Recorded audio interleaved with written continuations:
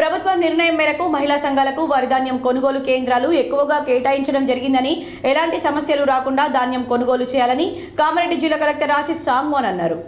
2024-25 యాసంగి సీజన్లో వరిధాన్యం కొనుగోళ్లపై గ్రామాధ్యక్షులు సబ్ కమిటీ సిబ్బందికి శిక్షణ కార్యక్రమాన్ని కలెక్టర్ ప్రారంభించారు. ఈ సందర్భంగా కలెక్టర్ మాట్లాడుతూ ప్రభుత్వ ఆకాంక్ష మేరకు మహిళా సంఘాల ద్వారా వరిధాన్యం కొనుగోళ్లకు ఈ యాసంగి సీజన్లో 183 కొనుగోలు కేంద్రాలు ఏర్పాటు చేయడం జరుగుతుందని, గతంలో జిల్లాలో 27 కేంద్రాల్లో కొనుగోలు చేసిన మహిళా సంఘాలకు ఈసారి మరో 150 కేంద్రాలు సంఘాలకు అదనంగా 41% కేటాయించడం జరిగిందని తెలిపారు. మహిళలు ఆర్థికంగా బలోపేతం కావాలనే ఉద్దేశంతో ప్రభుత్వం ఈ నిర్ణయం తీసుకుందని తెలిపారు.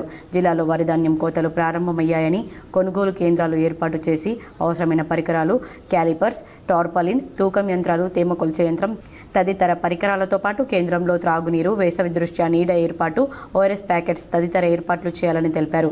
సన్న బియ్యంకు క్వింటాల్కు 500 రూపాయల బోనస్ చెల్లించడం జరుగుతుందని తెలిపారు. రబీ సీజన్లో వడగళ్ల వానలు పడే ఆస్కారం ఉంటుందని, టార్పాలిన్లను సిద్ధంగా ఉంచుకోవాలని అన్నారు. 17% తేమ ఉన్న వడ్లను కొనుగోలు చేసుకోవచ్చని, దొడ్డు సన్నం వడ్లను విడివిడిగా పెట్టాలని తెలిపారు.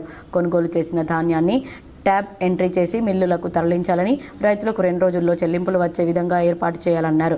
అదనపు కలెక్టర్ వి విక్టర్ మాట్లాడుతూ ప్రభుత్వ ఆదేశాల ప్రకారం జిల్లాలోని మహిళలకు ఎక్కువ కొనుగోలు కేంద్రాలు కేటాయించడం జరిగిందని, పురుషులతో సమానంగా కొనుగోలు చేయాలని తెలిపారు.